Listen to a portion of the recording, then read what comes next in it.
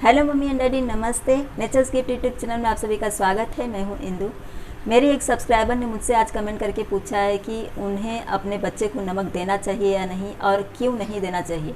तो आज के इस वीडियो में मैं आपको यही जानकारी देने जा रही हूं कि नवजात शिशु को कब से नमक, शक्कर या शहद दिया जा सकता है और क्यों छोटे बच्चे को नमक, शक्कर या शहद नहीं देना चाहिए। तो चलिए फटाफट वीडियो शुरू करते हैं। वीडियो शुरू करने से पहले आपसे एक छोटी सी रिक्वेस्ट है, वीडियो अगर थोड़ी सी भी हेल्पफुल लगेगी तो प्लीज़ लाइक का बटन ज़रूर हिट करिएगा।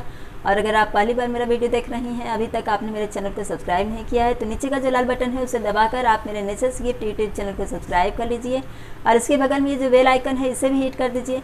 इससे मेरे वीडियो के सारे नोटिफिकेशन आपको मिलते रहेंगे। और अगर पहले से ही आपने मेरे चैनल को सब्सक्राइब करके रखा है तो उसके लिए आपका बहुत बहुत धन्यवाद। जब तक बच्चा छोटा रहता है उसे नमक की जितनी रिक्वायरमेंट यानी आवश्यकता होती है वो मदर मिल्क से उसे मिल जाती है। और अगर आप फार्मूला मिल्क दे रही हैं तो फार्मूला मिल्क में भी वो सारे न्यूट्रिशन होते हैं जो कि मदर मिल्क में मौजूद होते हैं और जिसकी बच्चे को आवश्यकता होती है। तो जितना नमक और जितनी मिठास की आवश्यकता बच्चे के शरीर को होती है उसके विकास के लिए, वो पूरा बच्चे को मदर ब्रेस्ट मिल्क से मिल जाता है या फिर फार्मूला मिल्क से मिल जाता है।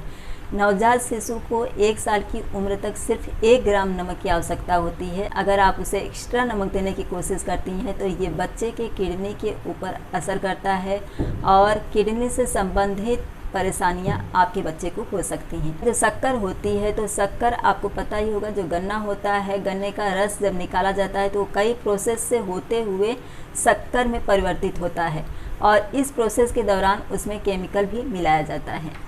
क्योंकि जहाँ शक्कर तैयार होती है, जहाँ शक्कर की मिल होती है, अगर आप वहाँ से कभी गुजरेंगी तो आपको ऐसा लगेगा कि वहाँ पर आपके लिए सांस लेना भी दूभर हो गया है, आप सांस भी नहीं ले पाएंगी, इतनी तेज़ दुर्गंध वहाँ पर होती है। मैं स्वयं उस जगह से गुजरी हूँ और काफ़ी देर तक ऐसा लगता है कि हमारा दम एकदम से घुट रहा है। तो वही केमिकल युक्त शक्कर जब आप बच्चे को देंगी तो इससे बच्चे के लिए कितनी परेशानियां खड़ी हो सकती हैं, इसे आप स्वयं सोच सकती हैं। जब बच्चा थोड़ा सा ही बड़ा होता है, आजकल देखने में आता है कि उसे बहुत सी परेशानियां हो जाती हैं।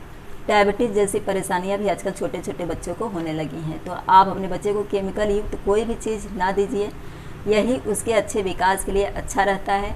और जो शहद होता है, पहले के समय में जो शहद मिलता था वो नेचुरल होता था, लेकिन आजकल हमारे यहाँ डिमांड इतनी ज़्यादा हो गई है कि शहद को तैयार करने के लिए उसमें भी केमिकल मिलाए जाते हैं। उसकी जो मात्रा होती है उसे बढ़ाने के लिए उसमें तरह तरह की चीज़ें इस्तेमाल की जाती हैं, इसलिए शहद आपके बच्चे के लिए हानिकारक होता है। मम्मियाँ ऐसा सोचती हैं कि अगर हम बच्चे को खाना खिलाना शुरू करते हैं यानी सॉलिड फूड बच्चे को शुरू करते हैं, उस समय बच्चे को बगैर किसी स्वाद की कोई चीज़ जब हम खिलाएंगे तो बच्चा नहीं खाएगा। तो यहाँ पर मैं आपको क्लियर कर देना चाहती हूँ कि बच्चा अब तक आपके ब्रेस्ट मिल्क या फार्मूला मिल्क को ले रहा था। फार्मूला मिल्क और ब्रेस्ट मिल्क का जो स्वाद होता है वो न नमकीन होता है और ना ही मीठा होता है, उसका एक अपना नेचुरल मिठास होती है। तो बच्चे को किसी स्वाद का पता ही नहीं है, उसे किसी टेस्ट का अनुभव नहीं है। तो आप जो कुछ खिलाने जा रही हैं उसमें कौन सा टेस्ट है, वो नमकीन है या फिर तीखा है या फिर मीठा है, इसका पता तो बच्चे को है ही नहीं, क्योंकि उसने तो ये सब चीज़ें खाई ही नहीं। और जिस चीज़ का अनुभव नहीं है तो उसमें उसको कोई टेस्ट न मिलना, उससे पता ही नहीं चलेगा। तो इसलिए आप कोशिश करिए कि जो नेचुरल मिठास होती है वो चीज़ें दीजिए। जैसे कि जितने भी फल होते हैं उसमें अपना एक नेचुरल मिठास होता है, चाहे वो चीकू हो, केला हो, सेब हो या फिर नाशपाती हो, इन सब चीज़ों में अपना एक नेचुरल मिठास होता है। तो बच्चे के लिए ये चीज़ थोड़ी डिफरेंट होती है, जो अभी तक उसने ब्रेस्ट मिल्क या फार्मूला मिल्क को लिया हुआ है, इतना ही रहता है उसके लिए नया, बाकी और उसे किसी टेस्ट का अनुभव नहीं रहता है।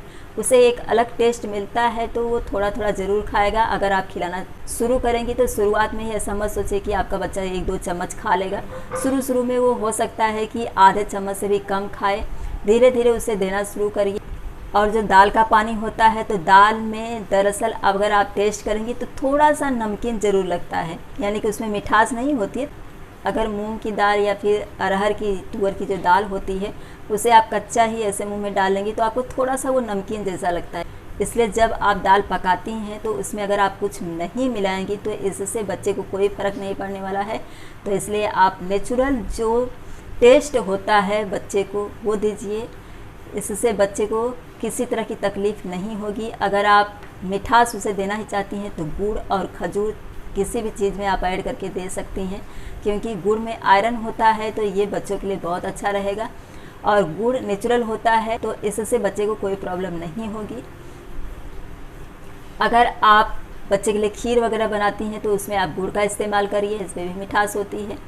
लेकिन जितने भी फल होते हैं उनमें अपना एक नेचुरल मिठास होता ही है, तो आप उसे वो दीजिए, वो बच्चे के लिए अच्छा भी रहेगा और नेचुरल चीज़ें खाने की उसे बचपन से ही आदत हो जाती है। काऊ मिल्क में भी नमक नहीं होता है, क्योंकि काऊ जो कुछ खाती है उसमें नमक ऐड नहीं होता है। तो जिस समय बच्चे को आप काऊ मिल्क शुरू कर रही हैं, यानी ऐसा नहीं है कि आप 1 साल से पहले अगर बच्चे को काऊ मिल्क दे रही हैं तो आप बच्चे को नमक देना शुरू कर दीजिए, नहीं। बच्चे को 1 साल से पहले नमक या शक्कर मत दीजिए।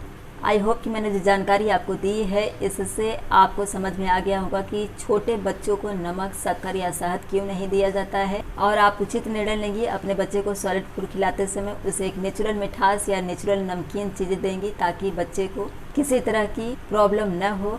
मेरे द्वारा दी गई जानकारी अगर आपको अच्छी लगी होगी तो मेरे वीडियो को लाइक, चैनल को सब्सक्राइब और ज़्यादा से ज़्यादा शेयर करिएगा, ताकि जिन मम्मियों को इसकी जानकारी न हो उन्हें इनकी जानकारी हो जाए। वीडियो देखने के लिए आप सभी का धन्यवाद।